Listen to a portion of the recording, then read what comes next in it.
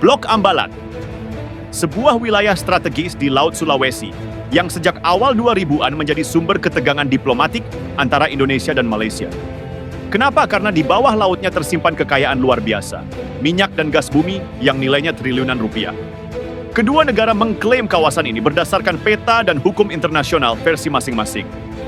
Akibatnya, kapal patroli TNI AL dan kapal laut Malaysia beberapa kali saling berhadapan, bahkan nyaris memicu insiden serius di perbatasan laut.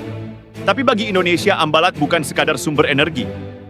Ini adalah simbol harga diri dan kedaulatan bangsa. Setiap inci perairan dijaga ketat, setiap manuver diplomasi diperhitungkan. Pertanyaannya, sampai kapan tensi ini akan terus membara? Dan siapa yang akhirnya akan memenangkan sengketa Ambalat? Indonesia dan Malaysia, dua negara serumpun yang selama ini menjalin hubungan erat, kembali bersinggungan terkait klaim atas blok Ambalat di perairan timur Kalimantan Utara. Pertanyaannya, apa yang membuat isu ini kembali memanas? Dan bagaimana respon kedua pemerintahan atas polemik ini? Awal munculnya polemik baru. Polemik perbatasan wilayah di Ambalat mencuat kembali setelah pemerintah Malaysia menyatakan tidak akan menggunakan istilah Laut Ambalat. Sebagai gantinya, Malaysia memutuskan memakai istilah Laut Sulawesi, yang dinilai lebih sesuai dengan posisi hukum dan kedaulatan negara mereka.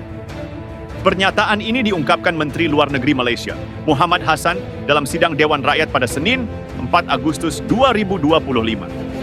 Menurutnya, perubahan istilah ini penting untuk mencegah kebingungan publik dan menghindari politisasi isu perbatasan menjelang pemilu negara bagian. Hassan juga menyebut bahwa istilah Ambalat dianggap sebagai nomenklatur yang menguatkan klaim Indonesia, sementara Laut Sulawesi dinilai lebih tepat untuk Malaysia. Meski begitu, ia menegaskan bahwa hubungan Malaysia dan Indonesia tetap baik. Negeri jiran tidak ingin berkonflik, apalagi berperang dengan tetangganya. Respon Indonesia. Menanggapi hal tersebut, Presiden Prabowo Subianto di Bandung pada Kamis, 7 Agustus 2025, menegaskan bahwa Indonesia akan mencari penyelesaian masalah Ambalat secara damai. Ya, kita cari penyelesaian yang baik, yang damai. Ada itikat baik dari kedua pihak, jadi kita fokus pada solusi, bukan konflik, ujar Prabowo. Sebulan sebelumnya, masalah batas wilayah di Ambalat sudah menjadi topik pembahasan saat pertemuan Presiden Prabowo dengan Perdana Menteri Malaysia Anwar Ibrahim di Istana Merdeka, akhir Juni 2025. Keduanya sepakat untuk segera menyelesaikan masalah hukum terkait wilayah perbatasan, mengingat kedua negara memiliki banyak kesamaan dan hubungan kerjasama yang erat.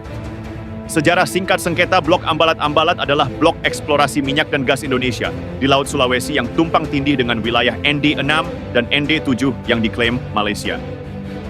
Wilayah ini sebenarnya sudah diatur sejak perjanjian 1891 antara Inggris dan Belanda yang menempatkan Ambalat sebagai bagian dari Hindia Belanda dan otomatis menjadi wilayah Indonesia setelah merdeka. Namun, interpretasi kedua negara berbeda.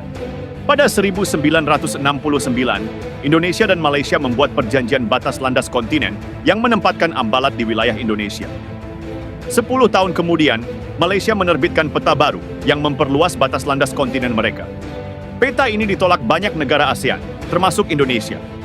Klaim tersebut memicu sengketa Pulau Sipadan dan Ligitan, yang berujung pada putusan Mahkamah Internasional, ICJ, tahun 2002 memenangkan Malaysia.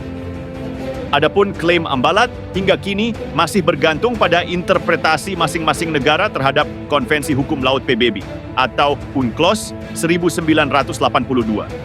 Pandangan pakar-pakar Hubungan Internasional Universitas Padjadjaran Teuku Rizkyah menilai penggunaan istilah Laut Sulawesi sangat sensitif bagi Indonesia.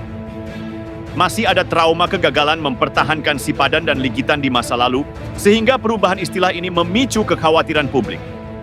Namun, ia menegaskan bahwa masalah ini sebaiknya diselesaikan melalui perundingan damai. Jika Indonesia dan Malaysia mampu menyelesaikannya secara bijak, hal ini bisa menjadi contoh positif bagi ASEAN, apalagi menjelang peringatan 80 tahun organisasi tersebut. Sengketa Ambalat menjadi ujian diplomasi bagi dua negara serumpun ini. Mampukah Indonesia dan Malaysia menunjukkan kedewasaan politik dan menjadikannya pelajaran berharga untuk kawasan ASEAN? Semua mata kini tertuju pada meja perundingan, bukan medan konflik.